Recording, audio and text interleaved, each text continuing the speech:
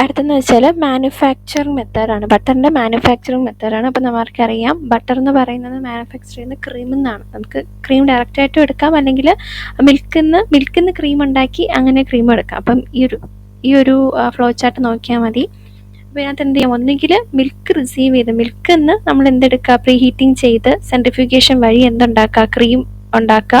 അതല്ല എങ്കിൽ ക്രീം ആ സച്ച് നമ്മൾ അതിനെ റിസീവ് ചെയ്തിട്ട് അങ്ങനെ നമുക്ക് ബട്ടർ ഉണ്ടാക്കാം. അപ്പോൾ രണ്ട് രീതിയിൽ നമുക്ക് ബട്ടർ ഉണ്ടാക്കാം. ഒന്നെങ്കിൽ ക്രീം അങ്ങനെ തന്നെ എടുത്തുണ്ടാക്കാം, അതല്ല എങ്കിൽ നമ്മൾ റോ മിൽക്കിൽ നിന്ന് ക്രീം ഉണ്ടാക്കുക, അതിൽ നിന്ന് പിന്നെ ബട്ടറിന് വേണ്ടി ആ ഒരു ക്രീം യൂസ് ചെയ്യുക എന്നുള്ളതാണ്. അപ്പോൾ ബട്ടർ ഉണ്ടാക്കാനുള്ള ക്രീം യൂസ് ചെയ്യുന്നതിന് മുന്നേ അതിൻ്റെ കുറച്ച് മെത്തേഡ്സ് ഉണ്ട്, അല്ലെങ്കിൽ അതിൻ്റെ ക്വാളിറ്റി ഒക്കെ നമ്മൾ നോക്കണം. എങ്ങനെ ഗ്രേഡിങ്, വെയിങ്, സാമ്പിളിങ് അല്ലെങ്കിൽ ടെസ്റ്റിംഗ് വഴി ആ ക്രീമിനെ ഒന്ന് ടെസ്റ്റ് ചെയ്യേണ്ടതുണ്ട്.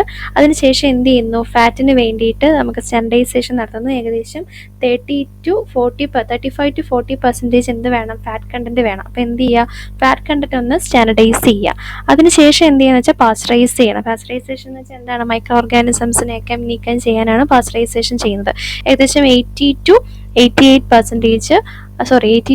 ഡിഗ്രി സെൽഷ്യസ് ഹീറ്റിൽ നമ്മൾ എന്ത് ചെയ്യുന്നു, പാസ്ചറൈസ് ചെയ്യുന്നു. അത് നോ ഹോൾഡ് എന്ന് പറയുന്നത് നമ്മൾ പെട്ടെന്ന് എടുക്കുക എന്നുള്ളതാണ്. ഇപ്പോൾ 80 to 88 ഡിഗ്രി സെൽഷ്യസ് നമ്മൾ ഹീറ്റ് കൊടുക്കുന്ന അപ്പം തന്നെ ഇങ്ങനെ എടുക്കുകയാണ്. അത് പ്രൊലോങ്ഡ് ആയിട്ട് അത്രയും ടെമ്പറേച്ചർ കൊടുക്കുന്നില്ല. അപ്പോൾ അങ്ങനെ പാസ്ചറൈസേഷൻ ചെയ്യുന്നു. ഒന്നെങ്കിൽ പാസ്ചറൈസേഷൻ അങ്ങനെ ചെയ്യാം, അതല്ല എങ്കിൽ വാക്രിയേഷൻ എന്ന് പറഞ്ഞാൽ വേറൊന്നുമല്ല, നമുക്ക് വാക്യൂം ആയിട്ടുള്ള ആ ഒരു ഇതിൽ നമ്മൾ ഈ ഒരു ട്രീറ്റ്മെൻറ്റ് നടത്തുന്നുള്ള ഒരു വാക്യൂം ചേമ്പറിലൂടെ ആയിരിക്കും ഈ ഒരു ട്രീറ്റ്മെൻറ്റ് നടത്തുക. അപ്പോൾ പാസ്ചറൈസേഷൻ അല്ലെങ്കിൽ വാക്രിയേഷൻ രണ്ടും ചെയ്ത് കഴിഞ്ഞാലും അതിനുശേഷം നമുക്ക് കൊടുത്തിരിക്കുന്ന ഒരു പോയിന്റ് എന്ന് വെച്ചാൽ ചേർണിങ് ആണ്. ഇപ്പോൾ വാക്രിയേഷൻ ആയാലും പാസ്ചറൈസേഷൻ ആയാലും ഇത്രയും ഹൈ ഹീറ്റ് കൊടുത്തിട്ടുള്ളൊരു പ്രോസസ്സാണ് അവിടെ കഴിഞ്ഞത്. അപ്പം ചേർണിങ് ചെയ്യുമ്പോഴത്തേക്കും നമ്മൾ ചേർണിങ് ചെയ്യാന്ന് വെച്ചാൽ എന്താണ്, കടയുക എന്നാണ്. അപ്പോൾ ഹൈ ഹീറ്റ് കൊടുത്ത് അത്രയും മെൽറ്റ് ആയിട്ട് അല്ലെങ്കിൽ മോൾട്ടൺ സ്റ്റേജിലിരിക്കുന്ന ഒരു സാധനം നമുക്ക് ചേൺ ചെയ്താൽ ഒന്നും കിട്ടില്ല. കാരണം ഓൾറെഡി അല്ലെങ്കിൽ ബട്ടർ എന്ന് പറയുന്നത് ഒരു ലൂസ് കണ്ടീഷനിലായിരിക്കും. ബട്ടർ അത്രയും ഹീറ്റ് ആയിരിക്കുന്ന കണ്ടീഷനിൽ. അപ്പോൾ നമ്മൾ ചേൺ ചെയ്താൽ നമുക്കൊന്നും കിട്ടില്ല, കടഞ്ഞാൽ ഒന്നും കിട്ടില്ല. അപ്പം അതിന് മുന്നേ നമ്മൾ ചെയ്യേണ്ട 3 പ്രോസസ്സുകളാണ് കൂളിംഗ്, റൈപ്പനിങ് ആൻഡ് ഏജിങ്. അപ്പോൾ എന്ത് ചെയ്യുക, ഒന്ന് തണുപ്പിക്കുക. അപ്പോൾ തണുപ്പിക്കുമ്പോൾ മാത്രമേ ആ ഒരു കട്ട കണ്ടന്റ് ആയിട്ട് മാറി കിടക്കുള്ളൂ, കുറച്ച് സോളിഡ് പാർട്ടിക്കിൾ ആവുള്ളൂ. അപ്പോൾ നമ്മൾ എന്ത് ചെയ്യണം, കൂളിംഗ് ചെയ്യണം. ഏകദേശം 22 ഡിഗ്രി സെൽഷ്യസ് നമ്മൾ കൂളിംഗ് ചെയ്യണം. അതിനുശേഷം റൈപ്പനിങ് എന്ന് പറഞ്ഞാൽ എല്ലാത്തിനും ചെയ്യേണ്ട. നേരത്തെ പറഞ്ഞിരുന്നു റൈപ്പനിങ് എന്ന് വെച്ചാൽ എന്താ, നമ്മൾ ബാക്ടീരിയൽ കൾച്ചറിന് അല്ലെങ്കിൽ ബട്ടർ കൾച്ചർ നമ്മൾ ഇനോക്കുലേറ്റ് ചെയ്യുന്നതിനെയാണ് നമ്മൾ റൈപ്പനിങ് എന്ന് പറയുന്നത്. അപ്പോൾ അത്രയും റൈപ്പൻഡ് ആയിട്ടുള്ള ബട്ടറിന് മാത്രമേ റൈപ്പനിങ് എന്ന് പറയുന്ന പ്രോസസ് അവിടെ ആവശ്യമുള്ളൂ. അപ്പോൾ അങ്ങോട്ട് എങ്കിൽ ripening at same temperature 20 to 22 degree സെൽഷ്യസിൽ റൈപ്പനിങ് ചെയ്യുക. അതിനുശേഷം ഏജിങ്ങിന് വെക്കുക. കുറച്ചും കൂടെ നേരം അതങ്ങനെ വെച്ചിരിക്കുക, ഒരു 5 to 10 ഡിഗ്രി സെൽഷ്യസ്. അപ്പോഴത്തേക്കും നമ്മൾ ഈ ഒരു ചൂടായിട്ടിരുന്ന ആ ബട്ടർ ഒന്ന് തണുക്കും. ഓക്കെ, അതിനുശേഷം നമ്മൾ എന്ത് ചെയ്യുക, ചേണിങ് ചെയ്യുമ്പോൾ നമുക്ക് മുകളിൽ ബട്ടറും താഴെ അതിൻ്റെ ഒരു ലൂസ് കണ്ടന്റുമായിട്ട് നമുക്ക് വേർതിരിച്ച് കിട്ടും. കടയുമ്പോൾ നമുക്ക് കിട്ടില്ല, മുകളിൽ ആ ഒരു വെണ്ണ ആ ഒരു ഭാഗവും താഴെ ആ ഒരു തൈര് കുറച്ച് ലൂസ് കണ്ടന്റ് നമുക്ക് താഴെ കിട്ടില്ല. ആ രീതിയിൽ നമുക്ക് കിട്ടും. എന്നിട്ട് എന്ത് ചെയ്യാന്ന് വെച്ചാൽ ഈ കണ്ടന്റ് എടുത്ത് വെള്ളത്തിലേക്ക് ഇടുക അല്ലെങ്കിൽ വാഷ് ചെയ്യുക. നമുക്ക് അറിയാം മുകളിൽ ബട്ടർ നമുക്ക് വേർതിരിച്ച് കിട്ടും, എന്നാലും ബാക്കിയുള്ള ആ ഒരു ലിക്വിഡ് പാർട്ടിക്കിൾസ് അതെല്ലാം ഒന്ന് റിമൂവ് ചെയ്യാനായിട്ട് എന്ത് ചെയ്യുക, അതിനെ വാഷിംഗ് എന്ന് പറയുന്ന പ്രോസസ്സിലേക്ക് കടത്തി വിടുക. കുറച്ചും കൂടെ ഒരു കോൾഡ് വാട്ടറിലേക്ക് ആഡ് ചെയ്യുക. അതിനുശേഷം നമുക്ക് സാൾട്ടിങ് അല്ലെങ്കിൽ മറ്റു കാര്യങ്ങളെല്ലാം എന്തൊക്കെ ഫ്ലേവർ ആണോ അല്ലെങ്കിൽ സാൾട്ട് ആഡ് ചെയ്യണമെങ്കിൽ അങ്ങനെ ആഡ് ചെയ്യാം. അതിനുശേഷം പാക്കേജ് ഒരു -23 to ഒരു 29 ഡിഗ്രി സെൽഷ്യസിലേക്ക് എന്ത് ചെയ്യാം, അത് സ്റ്റോർ ചെയ്യുക. അപ്പോൾ ഇതൊക്കെയാണ് മാനുഫാക്ചറിങ് ഓഫ് ബട്ടറിൻ്റെ ഒരു ഫ്ലോ ചാർട്ട് എന്ന് പറയുക. ഫസ്റ്റ് എന്ത് ചെയ്യുക, ക്രീം റിസീവ് ചെയ്യുക, സ്റ്റാൻഡർഡൈസേഷൻ, അതിനുശേഷം അതിൻ്റെ ക്വാളിറ്റി ഒക്കെ ഒന്ന് ചെക്ക് ചെയ്യാൻ grading, weighing, sampling and testing. അതിനുശേഷം സ്റ്റാൻഡർഡൈസേഷൻ ചെയ്യുക, ഫാറ്റിൻ്റെ സ്റ്റാൻഡർഡൈസേഷൻ, പിന്നെ പാസ്ചറൈസേഷൻ അല്ലെങ്കിൽ വാക്രിയേഷൻ, അതിനുശേഷം കൂൾ ചെയ്തതിന് ശേഷം churning, washing, salting, last packaging and storage. ഇത്രയാണ് ബട്ടറിൻ്റെ മാനുഫാക്ചറിങ്ങിനുള്ള ഒരു ഔട്ട്ലൈൻ എന്ന് പറയുന്നത്. ഇനി നമുക്ക് ഓരോന്നും ഡീറ്റെയിൽ ആയിട്ട് നോക്കാം. അപ്പോൾ അതിൽ ഫസ്റ്റ് എന്ന് വെച്ചാൽ റിസീവിങ് മിൽക്ക് ഓർ ക്രീം. അപ്പോൾ അതിലെന്ത് ചെയ്യുക, ഫസ്റ്റ് മിൽക്ക് അങ്ങനെ തന്നെ കിട്ടുകയാണെങ്കിൽ അതിനെ ക്രീമായിട്ട് മാറ്റിയിട്ട് യൂസ് ചെയ്യുക, അല്ലെങ്കിൽ ക്രീം ഉപയോഗിക്കുക. അപ്പോൾ അതിൽ ഫസ്റ്റ് എന്ത് ചെയ്യുകയെന്ന് വെച്ചാൽ അത് കിട്ടുന്ന ക്രീമിനെ എടുക്കുക, അതിനുശേഷം ഗ്രേഡ് ചെയ്യുക, സാമ്പിൾ ചെയ്യുക, വെയ് ചെയ്യാം, പിന്നെ അതിനെ ടെസ്റ്റ് ചെയ്യാം, അതിൻ്റെ ക്വാളിറ്റി എല്ലാം ടെസ്റ്റ് ചെയ്യാം. അതിനുശേഷം നമ്മൾ ക്രീം സെപ്പറേറ്റ് ചെയ്തെടുക്കാനായിട്ട് നമ്മൾ എന്ത് ചെയ്യണം, പ്രീ ഹീറ്റ് ചെയ്യണം. ഈ മിൽക്കിൽ നിന്ന് നമുക്ക് മിൽക്കാണ് കിട്ടുന്നതെങ്കിൽ അതിൽ നിന്ന് ക്രീം സെപ്പറേറ്റ് ചെയ്തെടുക്കാനായിട്ട് മിൽക്കിനെ എന്ത് ചെയ്യുക, പ്രീ ഹീറ്റ് ചെയ്യുക. അതിനുശേഷം മിൽക്ക് സെപ്പറേറ്റ് ചെയ്യാൻ സെൻട്രിഫ്യൂഗൽ മെത്തേഡ്സ് ഉണ്ട്. അപ്പോൾ എങ്ങനെയായാലും നമുക്ക് ക്രീം കിട്ടിക്കഴിഞ്ഞാൽ ക്രീമിനെ ന്യൂട്രലൈസ് ചെയ്യണം. കാരണം നമുക്ക് കിട്ടുന്ന ക്രീം ചിലപ്പോൾ കുറച്ച് സോർ ക്രീം ആവാം. അപ്പോൾ നമ്മൾ ബട്ടർ നമുക്ക് ഏതാണോ നമ്മൾ ഉണ്ടാക്കേണ്ട ബട്ടർ എന്നുള്ള അനുസരിച്ച് ന്യൂട്രലൈസേഷൻ ചെയ്യണം. ഇപ്പോൾ സോർ ക്രീം ആണെങ്കിൽ അതിന് അസിഡിറ്റിയുടെ ഒരു കുറവ് വരുത്തണം. പാർഷ്യൽ റിഡക്ഷൻ ഓഫ് അസിഡിറ്റി കുറച്ച് ന്യൂട്രലൈസേഷൻ ചെയ്യണം. എന്നാൽ മാത്രമേ നമുക്ക് ആക്ച്വൽ ആയിട്ടുള്ള അല്ലെങ്കിൽ നമുക്ക് വേണ്ട രീതിയിലുള്ള ബട്ടർ കിട്ടുള്ളൂ. So neutralisation of sour cream for butter making refers to partial reduction of its acidity. ഇപ്പോൾ അസിഡിക് കണ്ടന്റ് ഉള്ളതാണെങ്കിൽ അതെന്ത് ചെയ്യുക, ന്യൂട്രലൈസ് ചെയ്യുക. അപ്പോൾ ഇത്രയാണ് ഫസ്റ്റ് റിസീവ് ചെയ്ത് കഴിഞ്ഞാൽ ഫസ്റ്റ് ചെയ്യേണ്ട സ്റ്റെപ്സ്. എന്താണ്, റിസീവ് ചെയ്യുക, മിൽക്ക് ആണെങ്കിൽ അത് പ്രീ ഹീറ്റ് ചെയ്യുക, ക്രീം അതിൽ നിന്ന് വേർതിരിച്ചെടുക്കുക. കിട്ടുന്ന ക്രീം സോർ കണ്ടന്റ് ആണെങ്കിൽ അസിഡിക് കണ്ടന്റ് കൂടുതലാണെങ്കിൽ അതിനെ എന്ത് ചെയ്യുക, ന്യൂട്രലൈസ് ചെയ്യുക. അതിൽ മെത്തഡ് ഓഫ് ന്യൂട്രലൈസേഷൻ നമ്മൾ പറയുകയാണെങ്കിൽ ഏതൊക്കെയാണെന്ന് വെച്ചാൽ 5 എസെൻഷ്യൽ സ്റ്റെപ്സ് ഉണ്ട്. അപ്പോൾ ന്യൂട്രലൈസ് ചെയ്യാനായിട്ട് മേജറായിട്ട് 5 സ്റ്റെപ്സാണുള്ളത്. ഫസ്റ്റ് എന്ത് ചെയ്യുകയെന്ന് വെച്ചാൽ ഒരു ഡിഫൈൻഡ് ആയിട്ടുള്ള അല്ലെങ്കിൽ ഡെഫിനറ്റ് ആയിട്ടുള്ള ഒരു ചേർണിങ് അസിഡിറ്റി എത്രയാണെന്നുള്ളത് നമ്മൾ ആദ്യം ഉറപ്പ് വരുത്തണം. എത്രയൊക്കെ വേണം, എത്ര വേണം അതിൻ്റെ അസിഡിക് കണ്ടൻറ്റ് വേണ്ടതെന്നുള്ള ആദ്യം നമ്മളൊന്ന് ഡിറ്റർമൈൻ ചെയ്യണം. ഇപ്പോൾ ലോങ് സ്റ്റോറേജിന് വേണ്ടിയിട്ടാണെങ്കിൽ അസിഡിറ്റി കുറഞ്ഞിരിക്കുന്നതായിരിക്കും നല്ലത്. ഓക്കെ, ഫോർ ലോങ് സ്റ്റോറേജ് ആണെങ്കിൽ cream acidity should be reduced to 0.06 to 0.08%. ചേർണിങ്ങിന് മുന്നേ, നമ്മൾ ചേൺ ചെയ്യുന്നതിന് മുന്നേ നമ്മൾ ക്രീമിൻ്റെ അസിഡിക് നേച്ചർ നമ്മൾ മനസ്സിലാക്കിയിരിക്കണം. അപ്പോൾ കൂടുതൽ ഷെൽഫ് ലൈഫിന് വേണ്ടിയിട്ടുണ്ട്. ഈ ലോങ് സ്റ്റോറേജിനാണെങ്കിൽ അസിഡിക് കണ്ടന്റ് അല്ലെങ്കിൽ അസിഡിറ്റി എന്തിനേക്കാളും കുറവായിരിക്കണം, 0.06 to 0.08%-നേക്കാളും കുറവായിരിക്കണം. എന്നാൽ ഷോർട്ട് സ്റ്റോറേജിന് പെട്ടെന്ന് കുറച്ച് നാളത്തേക്ക് യൂസ് ചെയ്യാനാണെങ്കിൽ cream acidity should be reduced to 0.05% to 0.3%. Okay, അപ്പോൾ ആ രീതിയിൽ അസിഡിറ്റി എത്രയാണെന്നുള്ളത് ആദ്യം നമ്മൾ കാൽക്കുലേറ്റ് ചെയ്യണം. അതിനുശേഷം നമ്മൾ എത്രയാണ് അസിഡിറ്റി എന്ന് കാൽക്കുലേറ്റ് എസ്റ്റിമേറ്റ് ചെയ്തതിന് ശേഷം അത്രയും തന്നെ ന്യൂട്രലൈസർ നമ്മൾ എന്ത് ചെയ്യുക, ആഡ് ചെയ്ത് കൊടുക്കാം. എന്തിലേക്ക്, ഈ ക്രീമിലേക്ക്, സോർ ക്രീമിലേക്ക് നമുക്ക് എന്ത് ചെയ്യാം, ന്യൂട്രലൈസർ ആഡ് ചെയ്ത് കൊടുക്കാം. കറക്റ്റായിട്ടുള്ള മാനറിൽ ന്യൂട്രലൈസർ ആഡ് ചെയ്ത് കൊടുത്താൽ മാത്രം പോരാ, അതിനുശേഷം അസിഡിറ്റി നമ്മൾ വിചാരിച്ച രീതിയിൽ തന്നെയാണോ അല്ലെങ്കിൽ ആ എമൗണ്ട് അസിഡിറ്റി, ആ കോൺസെൻട്രേഷനുള്ള അസിഡിറ്റി തന്നെയാണോ എന്നുള്ളത് ഒന്നും കൂടി എന്ത് ചെയ്യുക, ടെസ്റ്റ് ചെയ്ത് കൂടി നോക്കാം. അപ്പോൾ ഇതാണ് ന്യൂട്രലൈസേഷൻ. ഫസ്റ്റ് എന്ത് ചെയ്യുകയെന്ന് വെച്ചാൽ ഒരു സ്റ്റാൻഡേർഡ് പോയിന്റ് അല്ലെങ്കിൽ സ്റ്റാൻഡേർഡ് കോൺസെൻട്രേഷൻ എത്രയാണ് അസിഡിറ്റി, ചേർണിങ് അസിഡിറ്റി വേണ്ടതെന്നുള്ളത് നമ്മൾ അഡോപ്റ്റ് ചെയ്യുക. അതിനുശേഷം എന്ന് വെച്ചാൽ ഇപ്പോൾ ക്രീം ലോങ് സ്റ്റോറേജിന് വേണ്ടിയിട്ടാണ്, ബട്ടർ ലോങ് സ്റ്റോറേജിന് വേണ്ടിയിട്ടാണെങ്കിൽ ആ ക്രീം അസിഡിറ്റി എന്ന് പറഞ്ഞാൽ 0.06 to 0.08% അതിൽ കുറവേ ആവാൻ പാടുള്ളൂ. ഓക്കെ, ഇനി ഷോർട്ട് സ്റ്റോറേജ് ആണെങ്കിൽ ബട്ടർ, ഷോർട്ട് സ്റ്റോറേജിനുള്ള ബട്ടറാണ് നമ്മൾ ഉണ്ടാക്കേണ്ടതെങ്കിൽ അതിന് വേണ്ടിയിട്ടുള്ള ക്രീമിൻ്റെ അസിഡിറ്റി എന്ന് പറഞ്ഞാൽ 0.25 to 0.3%-നേക്കാളും കുറഞ്ഞിരിക്കാൻ പാടുള്ളൂ. ആ രീതിയിൽ നമ്മൾ ആദ്യം മെയിൻറ്റെയിൻ ചെയ്യുക. അതിനുശേഷം ന്യൂട്രലൈസർ ആഡ് ചെയ്യുക. കറക്റ്റ് മാനറിൽ ആഡ് ചെയ്തതിനു ശേഷം വീണ്ടും റീടെസ്റ്റ് ചെയ്ത് നോക്കുക. ഇപ്പോൾ ടൈപ്പ് ഓഫ് ന്യൂട്രലൈസേഴ്സ് 2 തരം ഉണ്ട്. ഒന്ന് ലൈം ന്യൂട്രലൈസേഴ്സും അടുത്ത സോഡ ന്യൂട്രലൈസേഴ്സ്. അപ്പോൾ അത് ഇതിൻ്റെ എക്സാമ്പിൾസ് ഒന്ന് നോക്കി വയ്ക്കുക, ഇമ്പോർട്ടൻ്റ് ആണ്. ഇപ്പം ലൈം ന്യൂട്രലൈസേഴ്സ് ആണെങ്കിൽ കാൽഷ്യം ഹൈഡ്രോക്സൈഡും മെഗ്നീഷ്യം ഹൈഡ്രോക്സൈഡും ആയിരിക്കും. സോഡ ന്യൂട്രലൈസേഴ്സ് ആണെങ്കിൽ കാസ്റ്റിക് സോഡ അല്ലെങ്കിൽ sodium carbonate, sodium bicarbonate. Question ആ രീതിക്ക് വരും. ചിലപ്പോൾ ഓപ്ഷൻ തന്നിട്ട് ഇതിൽ നിന്ന് ലൈം ന്യൂട്രലൈസേഴ്സ് കണ്ടെത്തുക അല്ലെങ്കിൽ സോഡ ന്യൂട്രലൈസേഴ്സ് കണ്ടെത്തുക എന്ന രീതിക്ക് വേണമെങ്കിൽ ക്വസ്റ്റ്യൻ വരാൻ ചാൻസ് ഉണ്ട്. അപ്പോൾ അതൊന്ന് എക്സാമ്പിൾസ് നോക്കി വയ്ക്കുക. അത് കഴിഞ്ഞാൽ അടുത്ത സ്റ്റെപ്പ് എന്താണ്, സ്റ്റാൻഡർഡൈസേഷൻ ഓഫ് ക്രീം.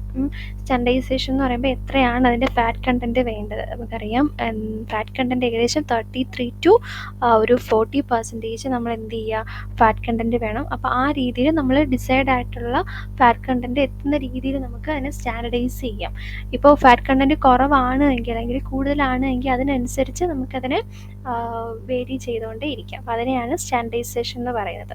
അപ്പോൾ ഇതെന്താണ്, it refers to the adjustment of fat to desired percentage. Okay, ഒരു സ്റ്റാൻഡേർഡ് റിക്വയർമെൻറ്റ്സ് അത്രയും രീതിയിലൊരു ഡിസൈഡ് പെർസെൻറ്റേജ് അത്രയും കറക്റ്റ് എമൗണ്ടിൽ ഫാറ്റ് കണ്ടൻറ്റ് ഉണ്ടെന്നുള്ളതിനെ നമ്മൾ എന്ത് ചെയ്യുക, അഡ്ജസ്റ്റ് ചെയ്യുന്നതിനെയാണ് സ്റ്റാൻഡർഡൈസേഷൻ എന്ന് പറയുന്നത്. It is done by adding calculated quantity of skimmed milk desired level of fat in cream for butter making is 30 to 40%. ഏകദേശം ആ ഒരു എമൗണ്ട് എന്ന് പറയുമ്പോൾ ഫാറ്റ് കണ്ടൻറ്റ് 33 to 40% ആഡ് ചെയ്യുക. ഇപ്പോൾ ഇൻ കേസ് ഫാറ്റ് കണ്ടൻറ്റ് കൂടുതലാണെന്നുണ്ടെങ്കിൽ നമുക്ക് വേണമെങ്കിൽ എന്താണ് സ്കിംഡ് മിൽക്ക് ആഡ് ചെയ്ത് നമുക്ക് അതിനെ വേണമെങ്കിൽ ലോ ചെയ്തുകൊണ്ടേ വരാം. ഓക്കെ, അപ്പോൾ അതെങ്ങനെയാണെന്ന് വെച്ചാൽ സ്കിംഡ് മിൽക്ക് എന്ന് വെച്ചാൽ നമുക്കറിയാമല്ലോ, ബട്ടർ നമ്മുടെ മിൽക്കിൽ നിന്ന് ഫാറ്റ് റിഡ്യൂസ് ചെയ്തിട്ടുള്ള ബാക്കിയാണ് സ്കിംഡ് മിൽക്ക് എന്ന് പറയുന്നത്. അപ്പോൾ അതൊക്കെ ആഡ് ചെയ്താൽ ഫാറ്റ് കണ്ടൻറ്റ് ഇൻ കേസ് കൂടുതലാണെങ്കിൽ കുറച്ചുകൊണ്ട് വരാം.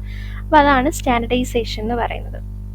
അടുത്തത് പാസ്ചറൈസേഷൻ. പാസ്ചറൈസേഷൻ എന്ന് പറഞ്ഞാൽ എന്താ, പാത്തജനിക് ആയിട്ടുള്ള അല്ലെങ്കിൽ എന്തെങ്കിലും മൈക്രോ ഓർഗാനിസംസ് ഉണ്ടെങ്കിൽ അതിനെ റിമൂവ് ചെയ്ത് കളയാനുള്ള ടെക്നിക്കാണ് പാസ്ചറൈസേഷൻ എന്ന് പറയുന്നത്. And refers to the adjustment of every particle of cream to a temperature not less than 71 degree Celsius. എത്ര നേരത്തേക്ക്? 20 മിനിറ്റ്, അറ്റ്ലീസ്റ്റ് 20 മിനിറ്റിലേക്ക് ഒരു 70 ഡിഗ്രി സെൽഷ്യസിൽ എന്ത് ചെയ്യുക, ടെമ്പറേച്ചർ കൊടുക്കുക. അപ്പോൾ എന്തിനാണ് പാസ്ചറൈസേഷൻ നടത്തുന്നതെന്ന് വെച്ചാൽ, ഒന്ന് മൈക്രോ ഓർഗാനിസത്തിനെ എന്ത് ഡിസ്ട്രോയ് ചെയ്യാനായിട്ട്, അല്ലേ, മൈക്രോ ഓർഗാനിസത്തിനെ ഡിസ്ട്രോയ് ചെയ്യാനായിട്ട്, എന്നിട്ട് കറക്റ്റ് ഹ്യൂമൻ കൺസംഷന് സേഫ് ആക്കാൻ. അടുത്ത എന്തിനു വേണ്ടി, അൺഡിസൈറബിൾ ആയിട്ടുള്ള മൈക്രോ ഓർഗാനിസംസ്, എന്തെങ്കിലും ഇനാക്റ്റീവ് എൻസൈംസ് അല്ലെങ്കിൽ അൺഡിസൈർ ആയിട്ടുള്ള മൈക്രോ ഓർഗാനിസത്തിന് എന്ത് ചെയ്യുക, ഡിസ്ട്രോയ് ചെയ്യാനായിട്ട്. ഓക്കെ, അപ്പം ഇൻ കേസ് വേറെ ആവശ്യമില്ലാത്ത മൈക്രോ ഓർഗാനിസംസ് ഉണ്ടാക്കുകയാണെങ്കിൽ അവർ ചില എൻസൈംസ് അല്ലെങ്കിൽ ആവശ്യമില്ലാത്ത പ്രോഡക്ട്സ് ഒക്കെ മിൽക്കിൽ അല്ലെങ്കിൽ ബട്ടറിൽ ഉണ്ടാക്കാം. അപ്പോൾ അത് തടയാനായിട്ട് നമുക്ക് പാസ്ചറൈസേഷൻ ചെയ്യാം. അത് കഴിഞ്ഞാൽ പിന്നെ എന്ത് ചെയ്യാൻ, ആവശ്യമില്ലാത്ത അല്ലെങ്കിൽ മിൽക്കിൻ്റെ അൺയൂഷ്വലായിട്ടുള്ള ഒരു ടെക്സ്ചറൊക്കെ ഉണ്ടാക്കാൻ കാരണമായിട്ടുള്ള ഗേഷ്യസ് സബ്സ്റ്റൻസിനെ അല്ലെങ്കിൽ ടൈൻറ്റിങ് സബ്സ്റ്റൻസിനെ എല്ലാം എന്ത് ചെയ്യുക, റിമൂവ് ചെയ്യാനായിട്ട് നമ്മൾ പാസ്ചറൈസേഷൻ നടത്താം. പിന്നെ ന്യൂട്രലൈസേഷൻ കംപ്ലീറ്റ് ആക്കാനായിട്ട് പാസ്ചറൈസേഷൻ നടത്താം. And to remove some volatile ആയിട്ടുള്ള ഫ്ലവേഴ്സ്, അല്ലേ, ഈ വാക്രിയേഷൻ എന്ന് പറയുന്ന ഒരു പ്രോസസ് ഉണ്ട്, അത് ഇനിയാണ് വരുന്നത്. അപ്പോൾ ആ വാക്രിയേഷനിലൊക്കെ വരുന്ന സമയത്ത് വരാൻ ചാൻസ് ഉള്ള ഫ്ലവേഴ്സ്, വോളറ്റൈൽ ആയിട്ടുള്ള ഫ്ലവേഴ്സിനെ റിമൂവ് ചെയ്യാനും പാസ്ചറൈസേഷൻ നമുക്ക് യൂസ് ചെയ്യാം. അപ്പം 3 തരത്തിൽ പാസ്ചറൈസേഷൻ ഉണ്ട്. ഹോൾഡർ പാസ്ചറൈസേഷൻ ഉണ്ട്, high temperature short time pasteurisation ഉണ്ട്, അത് കഴിഞ്ഞിട്ട് വാക്യൂം പാസ്ചറൈസേഷൻ. അതിനെയാണ് നമ്മൾ എന്ത് പറയുന്നത്, വാക്രിയേഷൻ എന്ന് പറയുന്നത്. ഓക്കെ, അപ്പോൾ വാക്രിയേഷൻ്റെ സമയത്ത് പറഞ്ഞില്ലേ, ഞാൻ നേരത്തെ പറഞ്ഞിരുന്നു, വാക്രിയേഷൻ്റെ സമയത്താണെങ്കിൽ നമുക്ക് വോളറ്റൈൽ ആയിട്ടുള്ള ഫ്ലവേഴ്സിനെ എലിമിനേറ്റ് ചെയ്യാൻ പറ്റും. അപ്പോൾ അത് തരത്തിലുള്ള വാക്യൂം പാസ്ചറൈസേഷനെയാണ് നമ്മൾ വാക്രിയേഷൻ എന്ന് പറയുന്നത്. അപ്പോൾ ഹോൾഡർ പാസ്ചറൈസേഷൻ എന്ന് വെച്ചാൽ എന്താണ്, 71 ഡിഗ്രി സെൽഷ്യസ് ഫോർ 20 മിനിറ്റ്സ്, അതാണ് അതിൻ്റെ ടൈം പീരീഡും ടെമ്പറേച്ചറും. അടുത്ത ഹൈ ടെമ്പറേച്ചർ ഷോർട്ട് ടൈം എന്ന് പറഞ്ഞാൽ 90 to 100 ഡിഗ്രി സെൽഷ്യസ് ഫോർ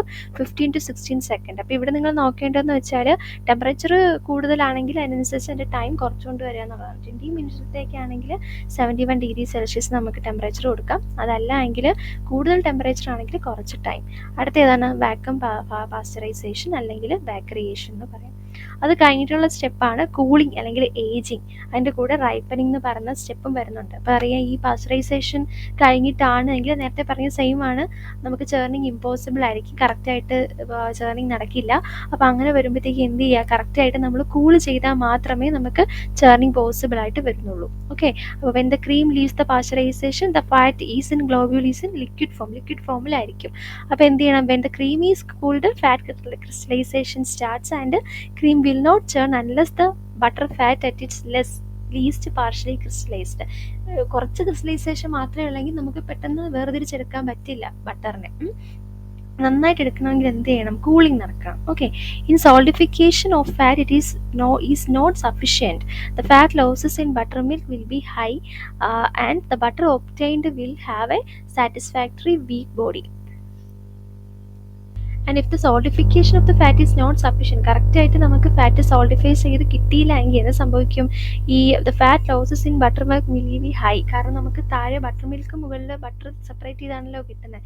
അപ്പോൾ കറക്റ്റ് സോൾഡിഫിക്കേഷൻ നടന്നില്ല എങ്കിൽ ബട്ടർ മിൽക്കിൽ നമുക്ക് ഈ ഫാറ്റിൽ കിട്ടേണ്ട, നമ്മൾ ഈ ബട്ടറിൽ കിട്ടേണ്ട അത്രയും ഫാറ്റ് കണ്ടൻറ്റ് കാണത്തില്ല.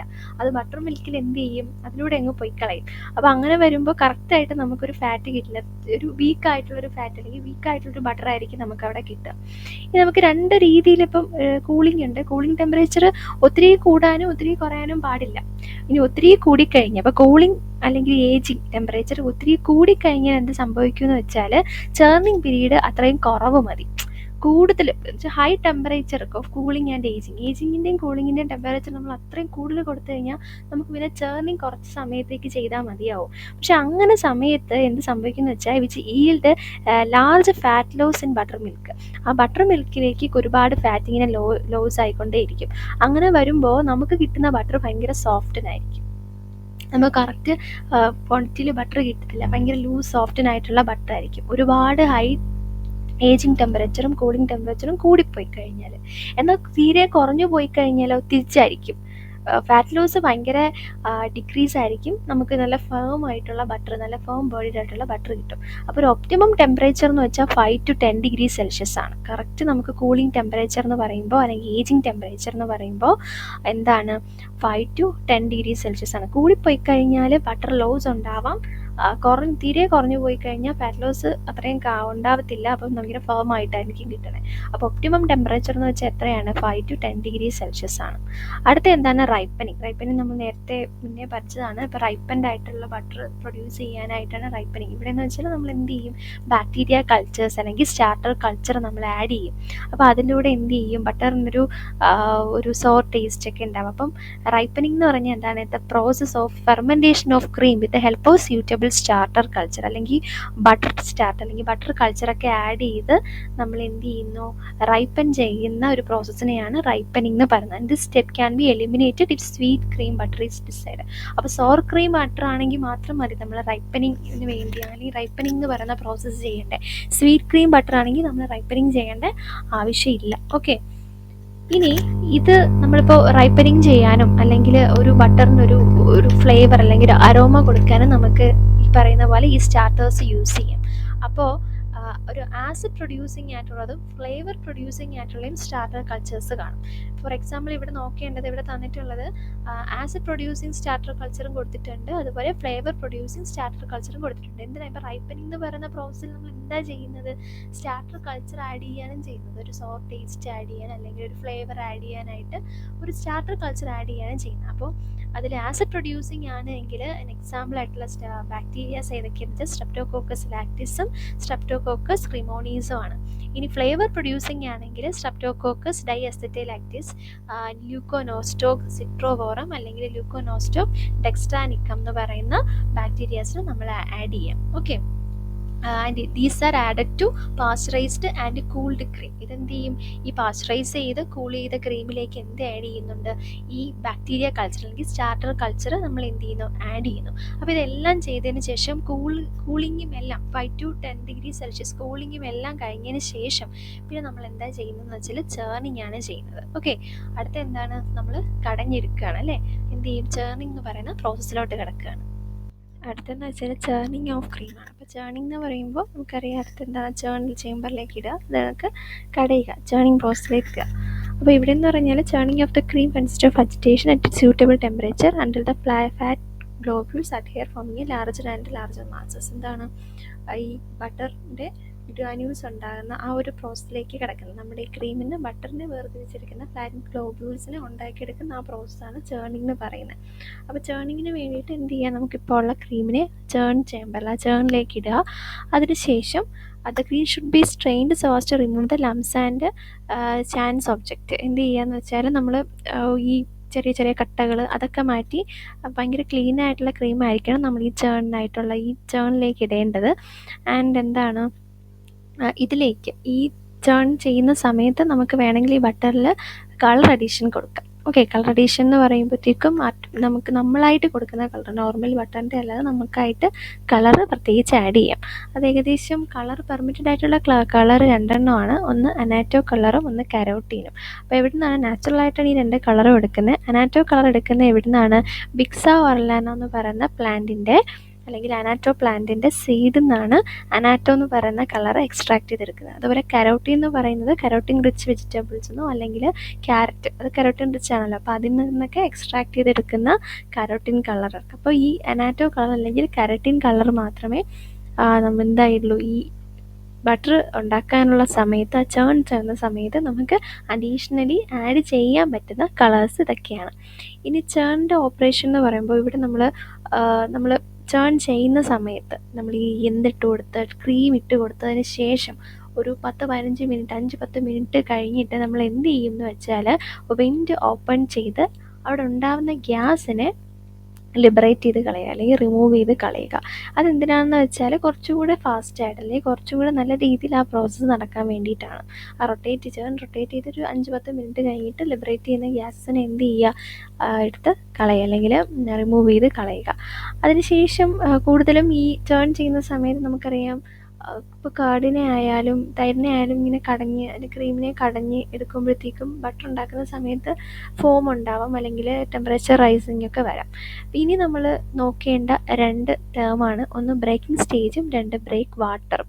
ബ്രേക്കിംഗ് സ്റ്റേജ് എന്താണെന്ന് വെച്ചാൽ ഈ ക്രീമെന്ന് ബട്ടറിലേക്ക് ആ ഒരു ട്രാൻസ്ഫോർമേഷൻ നടക്കുന്ന സമയം, അതായത് ഈ ചേമ്പറിൻ്റെ ഈ സ്പൈ ഗ്ലാസ് ഈ ചേമ്പറിൽ നിന്ന് ആ ഗ്രാന്യൂൾസ് ഇങ്ങ് വിട്ടുമാറുന്ന സമയം, ചെറിയ ചെറിയ ബട്ടർ ഗ്രാന്യൂൾസ് ഉണ്ടാവുന്ന ആ ഒരു പോയിന്റിനെയാണ് നമ്മൾ ബ്രേക്കിംഗ് സ്റ്റേജ് എന്ന് പറയുന്നത്.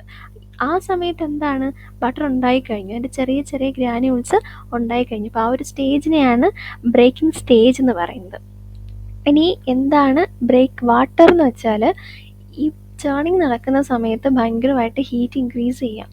ഓക്കെ, അപ്പോൾ ഈ ഹീറ്റ് ഇൻക്രീസ് ചെയ്യുമ്പോഴത്തേക്കും ഈ ചേൺ കണ്ടൻസ് ഇതെല്ലാം ഹീറ്റ് ഇൻക്രീസ് ചെയ്തുകൊണ്ടേയിരിക്കാം. അപ്പോൾ ഇത്രയും ഹീറ്റ് ഇൻക്രീസ് ചെയ്യണമെങ്കിൽ കറക്റ്റ് നമുക്ക് ആ ഒരു കറക്റ്റ് അതിൻ്റെ ഒരു ടെക്സ്ചറിൽ നമുക്ക് എന്ത് കിട്ടില്ല, ബട്ടർ കിട്ടില്ല. അപ്പോൾ അതിന് വേണ്ടിയിട്ട് ഈ ചേൺ ചെയ്യുന്ന സമയത്ത് ഇൻക്രീസ് ചെയ്യുന്ന ആ ഒരു ടെമ്പറേച്ചറിനെ റെഡ്യൂസ് ചെയ്യാനായിട്ട് നമ്മൾ എന്ത് ചെയ്യാറുണ്ട്, വാട്ടർ ആഡ് ചെയ്ത് കൊടുക്കാറുണ്ട്. അപ്പോൾ അതിനെയാണ് ഈ ബ്രേക്ക് വാട്ടർ എന്ന് പറയുന്നത്. ഓക്കെ, അപ്പോൾ ചേൺ ചെയ്യുന്ന സമയത്ത് നമ്മൾ കണ്ടിരിക്കേണ്ട അല്ലെങ്കിൽ ഓർത്തിരിക്കേണ്ട മെയിനായിട്ടുള്ള 2 വേർഡ്സ് ആണ്, ഒന്ന് ബ്രേക്കിംഗ് സ്റ്റേജും 2 ബ്രേക്ക് വാട്ടറും. ബ്രേക്കിംഗ് സ്റ്റേജ് എന്താണ്, then comes the breaking stage and that എന്താണ്, cream breaks away from spy glass which become very clear. At this stage the fat in the skim milk emulsion breaks and very small butter granules of the size of pinheads make their appearance. ചെറിയ butter granules അവിടെ ഉണ്ടായി തുടങ്ങും. ആ ഒരു സ്റ്റേജിനെയാണ് breaking stage എന്ന് പറയുന്നത്. Break water എന്ന് വെച്ചാൽ എന്താണ്, at this stage break water എന്തിനു വേണ്ടി, to reduce the temperature of the churn contents, okay, and thereby control the body of the butter. അപ്പോൾ ഒരുപാട് ചൂട് കൂടിപ്പോയി കഴിഞ്ഞാൽ അത് ലൂസി ആയിട്ട് മാറും. Okay, the amount of temperature and the break water depends upon the temperature reduction required. അപ്പോൾ ഇതെല്ലാം കഴിഞ്ഞതിന് ശേഷം പിന്നെ വരുന്നതാണ് ഡ്രൈനിങ്. നമ്മൾ ടേൺ ചെയ്തു, നമുക്ക് ബട്ടർ കിട്ടി, ലാസ്റ്റ് ബ്രേക്കിംഗ് സ്റ്റേജ് അല്ലെങ്കിൽ ഇതിൻ്റെ ലാസ്റ്റ് ഈ ബ്രേക്കിംഗ് സ്റ്റേജ് എല്ലാം കഴിഞ്ഞ് ഇതിൻ്റെ ലാസ്റ്റ് പാർട്ട് എത്തുമ്പോൾ നമുക്ക് ഡിസൈഡ് ആയിട്ടുള്ള സൈസിലുള്ള ബട്ടർ നമുക്ക് ഇതിൽ നിന്ന് കിട്ടും. ഓക്കെ, അതിന് ശേഷം നമ്മൾ എന്ത് ചെയ്യണം, ഈ ബട്ടർ നമുക്ക് കിട്ടിയ ഈ ബട്ടറിനെ ഡ്രെയിൻ ചെയ്യണം. കാരണം ഇപ്പോൾ കുറേ വെള്ളം പോയി കഴിഞ്ഞിട്ടുണ്ട്, എന്നാലും ബാക്കിയുള്ള മോയ്സ്ചർ കണ്ടൻറ്റിനെ കൂടെ കളയാനാണ് നമ്മൾ എന്ത് ചെയ്യണേ, ഡ്രൈനിങ് ചെയ്യുന്നത് അല്ലെങ്കിൽ വാഷിങ് ചെയ്യുന്നത്. ഈ ടൈമിൽ നമ്മൾ എന്ത് ചെയ്യുന്നത് വെച്ചാൽ കുറച്ചും കൂടി ചില്ലായിട്ടുള്ള ഈ ചേണിങ് ടൈമിൽ ഉള്ള ടെമ്പറേച്ചറിനേക്കാളും കുറച്ചും കൂടെ കുറഞ്ഞ ടെമ്പറേച്ചറിൽ അല്ലേ, ലോവർ ദാൻ ദ ചേണിങ് ടെമ്പറേച്ചറിനേക്കാളും കുറച്ചും കൂടെ കുറഞ്ഞ ടെമ്പറേച്ചറിൽ നമ്മൾ ഇപ്പോൾ കിട്ടിയ ഈ ഒരു കണ്ടൻറ്റിനെ ആഡ് ചെയ്യും.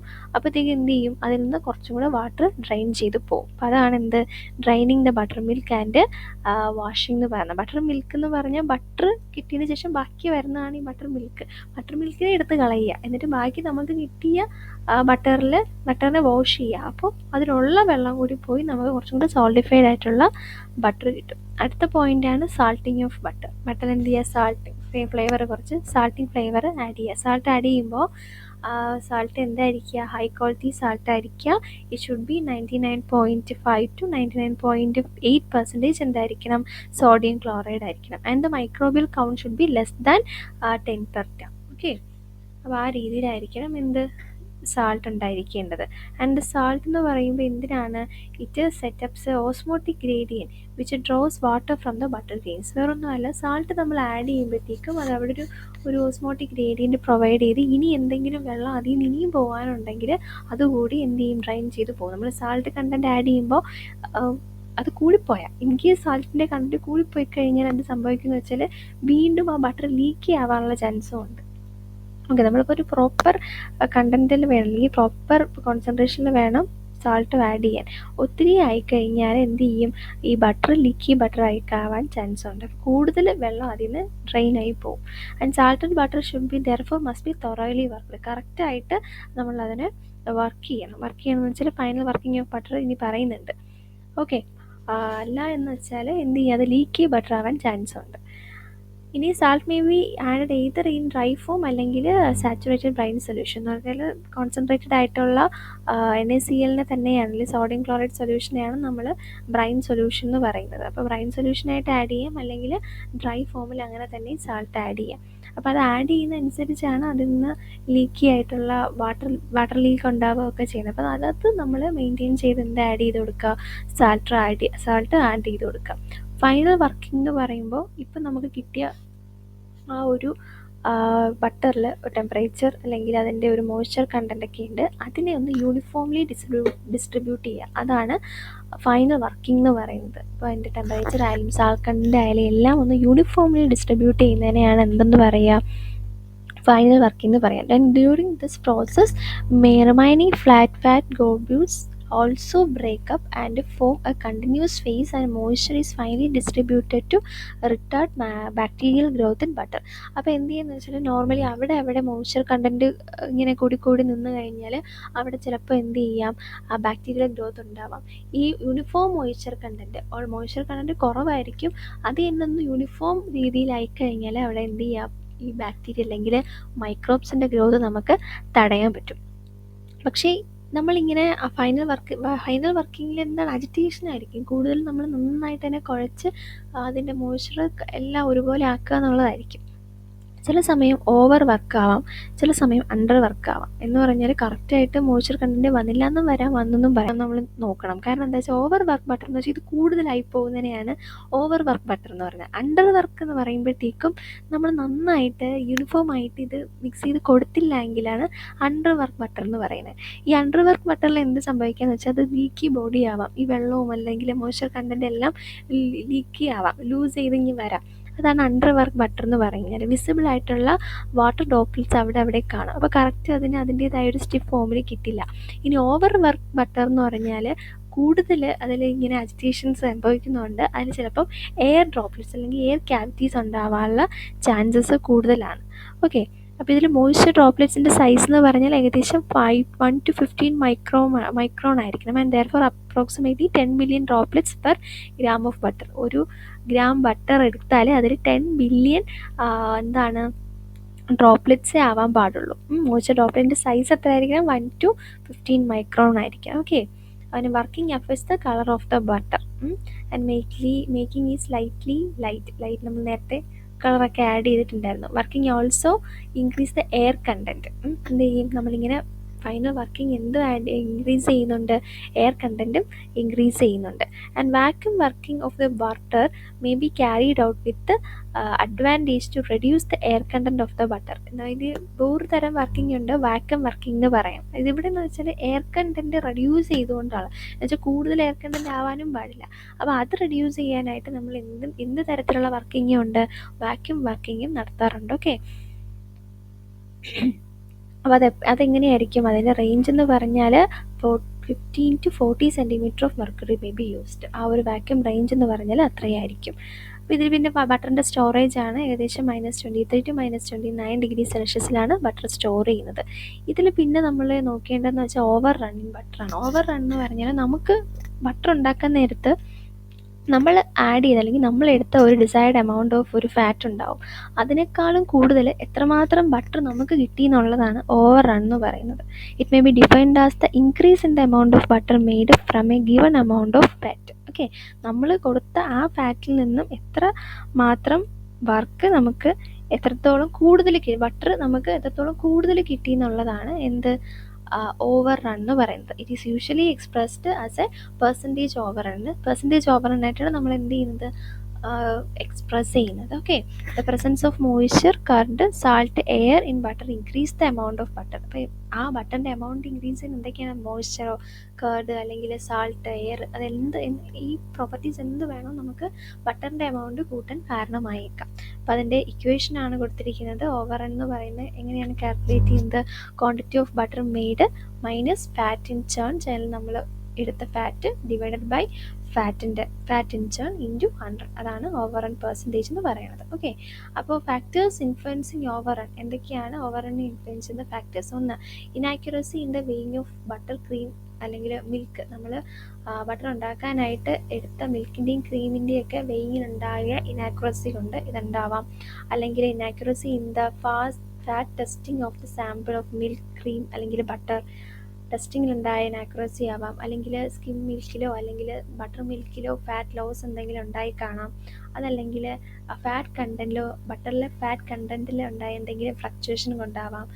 അതല്ലെങ്കിൽ butter package weight allowance in butter packages ആവാം. അതല്ലെങ്കിൽ നമ്മൾ ഹാൻഡിങ് ലോസസ്, നമ്മൾ തന്നെ അത് ചെയ്ത സമയത്ത് നമുക്ക് മാനുവലി ഉണ്ടായ എന്തെങ്കിലും കുറവുകൾ അല്ലെങ്കിൽ നമ്മുടെ കയ്യിൽ നിന്നുണ്ടായ എന്തെങ്കിലും മിസ്റ്റേക്ക് ഉണ്ടാവാം. അതാണ് ഓവർ റൺ എന്ന് വെച്ചാൽ.